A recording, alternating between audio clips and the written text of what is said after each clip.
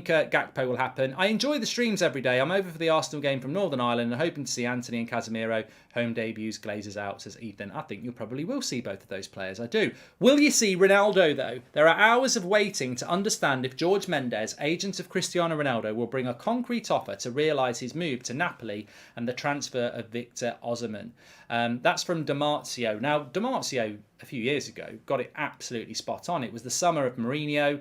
It was the Pogba signing from Juventus, Zlatan, Mkhitaryan and Bale. And Damarcio was spot on. And Damarcio was the first real foreign journalist to start hitting Man United news. We forget this with the likes of Romano now, but Damarcio was very, very credible at one time. So I always listen to Damarcio, but I don't see this. I can't see this. I think that Napoli's always been a possibility for Cristiano. And I'm a massive Ronaldo fan. And do watch the video with Ben Foster later because we spoke about Ronaldo in depth and he gave a bit of a glimpse of what Ronaldo's like when he trained with him. And I love Ronaldo, legend of the club. Nothing's going to make me ever not think that. But I do think that we've messed this up. I can't believe that we're going into the last few hours of the transfer window and Ronaldo might leave. It's terrible preparation by Manchester United. But I can't really see how we do a deal now. Because if Ronaldo goes, you've got to bring somebody else in.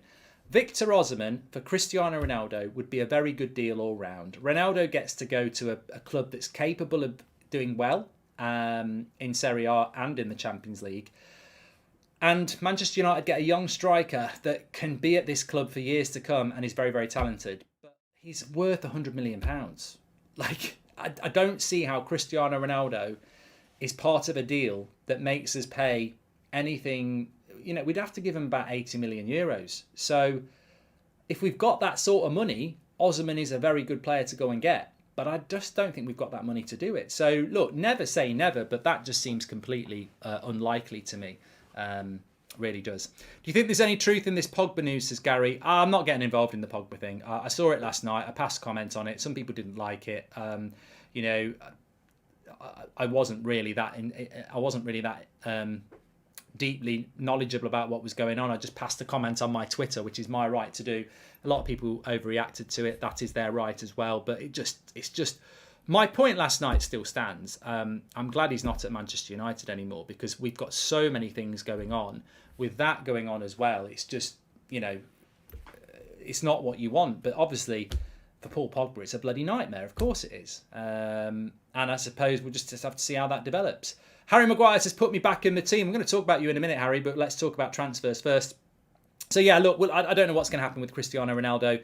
I suppose the closer we get to transfer deadline day, the more confident people will get that he's going to stay. I just don't know. I'm probably still 60-40 that he goes, but I hope he stays. The interesting thing is, can Ronaldo get game time at Manchester United now?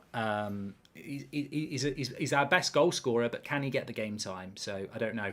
But will we do any other deals in the last few days? I suppose that's the question to ask. And the Frankie de Jong story is a load of nonsense. He's flying into England for a wedding. The Osimhen story just doesn't make any sense to me. Ronaldo, I suppose with 3 or 4 days left, and we haven't really done the transfer meter. But what do you think is going to happen in the next few days? Because if you're putting me on the spot, I would say there's a chance we get Memphis. There's a chance Ronaldo goes. We will get a goalkeeper, and I think that will be it. We might just get Dubravka and that's it, and Ronaldo stays. I can't see anything happening. What I would say as a sale, I know for a fact that Manchester United, I said it in late June, people, you know, Anthony's done now. You know we've been well informed on Anthony, and I couldn't give a toss if people think we weren't or we were, because the community knows how long ago we've been talking about Anthony, how we knew and spoke about it way before the UK press in June. And lo and behold, he is now a United player. We've always been very well informed on Anthony. But another bit of story, which I've mentioned a few times and will remind you, and the videos are there, I got told in mid-June that Manchester United have got an offer for Aaron Wan-Bissaka. And I mentioned it to you, and some people were like, nonsense, it'll be a loan deal. And it may well be a loan deal. But I know that United have had an offer for Aaron Wan-Bissaka.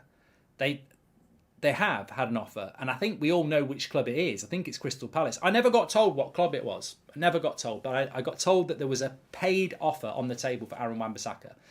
Now, my belief is now, as I said over the weekend, is that offer is probably around 15 to 20 million quid.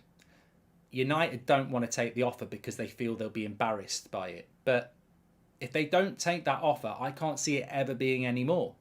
His contract becomes less. His game time is less. I just don't see Aaron Wan-Bissaka ever being worth at Manchester United any more than 20 million. So maybe United will take that money. Maybe they will. Maybe that offer's still on the table and he'll go on loan. I don't know. But Man United, that offer's there, and they didn't want to take it because they thought it was embarrassing. But it is embarrassing. You spent £50 million on him, but if you buy something and it's not worth it, and you put it on eBay or something, and someone wants to give you half the price, do you say no because I paid more for it, or do you take your money and just take the hit?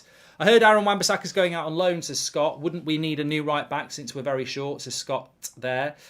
We'd still have Brandon Williams as a backup right back if Aaron Wan-Bissaka leaves, says Aradia, but I don't think Brandon Williams is anywhere near good enough, mate. I really don't think he's the level that we need. I mean, he can do a job, but maybe we do that for a year, but I think we can get somebody in. There's talk of Dest, of course. Hi, Mark. Love the show. Thanks for all you guys do. Could we offer to cover Ronaldo's wages for a year plus 15 million fee and pay around 50 million to Napoli, says Joe? Look, maybe something can happen there, but I know Osimhen cost them a lot of money, and I just can't see why they'd let him go. Mark, could we do something with Aaron Wan-Bissaka at Inter for De Vries? Doesn't Inter owe us some money, says Mikhail Roach. What about Osimhen loan with obligation to buy if we get Champions League football? Well, that's a very, very, very clever idea, Joseph. A very, very good, clever idea. You're a legend, Mark. Love the show. Keep up the good work, says Ben. Thank you. Make sure you subscribe, bottom right-hand corner. So a couple of points there. Dumfries is a player. McTominay is a backup striker, says it.